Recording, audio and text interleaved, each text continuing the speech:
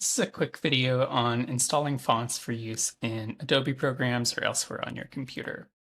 So first I'm going to go through how to do it on a Windows machine, and then I'll record a separate screencast for Macs. So here I'm on Google Fonts, and I've found the font that I want to use, Merriweather. The first thing to do is to download the font files by clicking Get Font. And then I'm going to download all the weights that they offer by clicking Download All.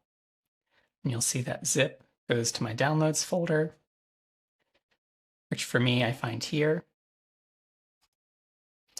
And then I'm going to right click. I'm just going to extract them all here for now while I'm working on this. And now you can see I have access to all of those font files. All you need to do to use these is to add them to your fonts folder. And you can find that in your control panel by going to Appearance and Personalization. And then by clicking Fonts, you'll open up your Fonts folder. Now all you have to do is to select all of these and move them over, and it will copy them into your Fonts folder on your system.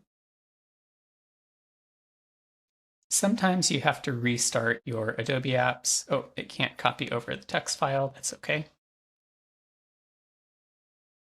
Sometimes you'll have to restart your Adobe apps for it to be able to find those on your system, but let's see if this works. So I've selected my text over in the characters panel. I'm going to start to type Merriweather, and you can see that it's finding all of those different weights on my system. If you find a font that you want to use and you're subscribed to Adobe Creative Cloud, they have their own suite of fonts that you can access through the cloud. And all you have to do to access some of these, let's say, for example, I want to use this typeface. All you have to do to access these is to click Add Family. Now, this won't work on the school machines because it's not an actual subscription, but if you have your own personal subscription to Adobe Fonts, you can just add this to your account.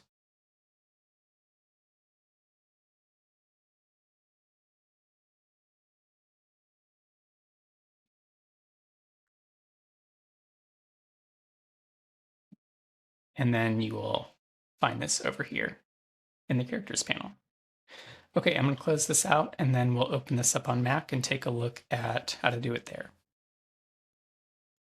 The only difference for this on a Mac is there's no fonts folder in your control panel. Instead, there is an application called FontBook. So you can open up Launchpad or your Spotlight and then search for the application FontBook. And this functions just like the fonts folder on Windows. You can see I have all of my fonts here, and I'm just going to drag them over into FontBook. It'll take a second to validate, and now these are installed on my machine.